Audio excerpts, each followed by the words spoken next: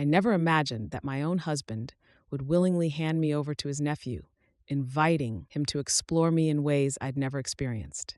It was a warm summer evening when everything began to shift between us.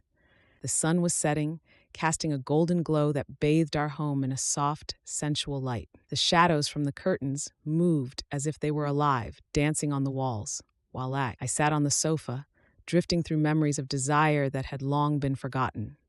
It had been a year since I married Daniel, a man whose gentle touch and kind heart had always made me feel cherished. Our relationship had been one of tenderness and affection, but over time, something crucial had begun to fade. The burning passion, the intense connection that once crackled between us had dulled, like embers that had lost their flame. That evening, Daniel came home later than usual, his expression clouded with an unspoken worry. He kissed me softly, but even that kiss felt different, slower, more lingering, as if was holding back something. I tasted the hint of longing on his lips, but didn't push him to speak. I trusted that when he was ready, he would reveal what was on his mind. As I moved about the kitchen preparing dinner, I kept glancing over at him, noticing how he seemed lost in thought. When we finally sat down to eat, the conversation was brief. I could sense the tension building, and then, just when I thought I couldn't bear the silence any longer, Daniel spoke. "My nephew Luke is staying with us for the weekend," he began, his voice carrying an unusual edge. "He's always been a lot of fun, and I think you'll enjoy his company." His words hung in the air, charged with an electricity that made my skin tingle. I raised an eyebrow, curious. I'd met Luke a few times, a handsome young man with a boyish grin that could melt hearts.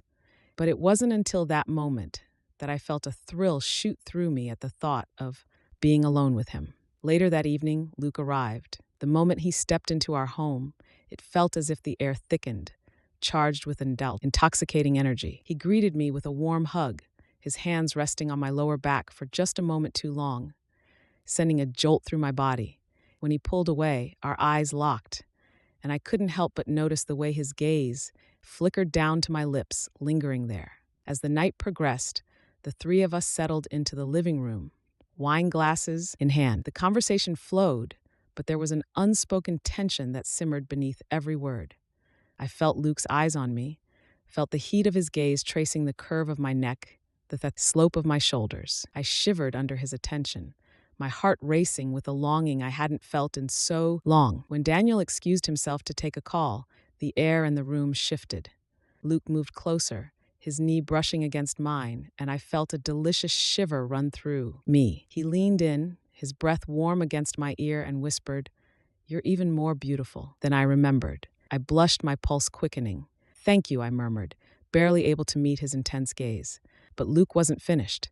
His hand moved to rest on my thigh, his fingers drawing lazy circles that sent sparks of desire shooting through me. "Have you ever thought about what it would be like to be truly desired?" he whispered, his lips now dangerously close to mine. "To be touched, kissed, and worshipped until you forget everything else." My breath caught in my throat, my mind spinning with the possibilities. I couldn't deny the thrill that surged through me, the longing that had been buried deep within me now roaring to life under Luke's touch. Before I could respond, Daniel re-entered the room, his eyes flicking between us. But instead of anger or jealousy, I saw something else, approval. He sat down beside us, his voice softer now, almost tender. He began, "I've always wanted to see you truly happy, to feel desired in a way that makes you come alive." My heart skipped a beat, my gaze darting between the two men. Daniel's eyes met mine, and I saw the unspoken invitation, the desire to let me experience something new, something thrilling. "Luke," Daniel said, his voice barely above a whisper, "show her what it feels like to be truly cherished." Luke didn't need any further encouragement.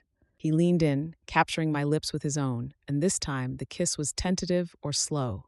It was deep, hungry, full of the longing that had been simmering between us all evening. His hands tangled in my hair, pulling me closer as his mouth moved against mine with a passion that left me breathless. I moaned softly against his lips, my body pressing into him, desperate for more. His hands slid down my back, tracing the curve of my spine, and I felt the warmth of his touch seep into my skin, igniting a fire that spread through me like wildfire. I couldn't think, couldn't breathe.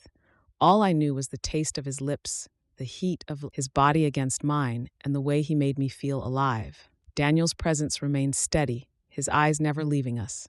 He watched as Luke's kisses moved down my neck, trailing heat and desire with every touch. I felt his hands caress my shoulders, sliding the straps of my dress down, exposing the bare skin to the cool air. Luke's lips followed, his kisses slow and deliberate, making me shiver with anticipation.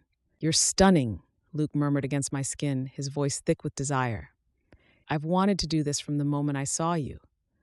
I tilted my head back, my eyes fluttering shut, as his lips found the sensitive spot just below my ear, sending a wave of pleasure through me. "Don't stop," I whispered, my voice trembling with need. "I won't," he promised, his hands exploring every inch of me, his touch growing more confident, more demanding. Each kiss, each caress was a reminder of everything I had been missing, everything I liked, had been craving. Daniel's voice broke through the haze, soft and soothing. "You deserve this," he said, his hand gently stroking my hair. "You deserve to feel wanted, to be touched in ways that make you forget the world outside." Luke's hands slid up to cup my face, tilting my head so that our eyes met.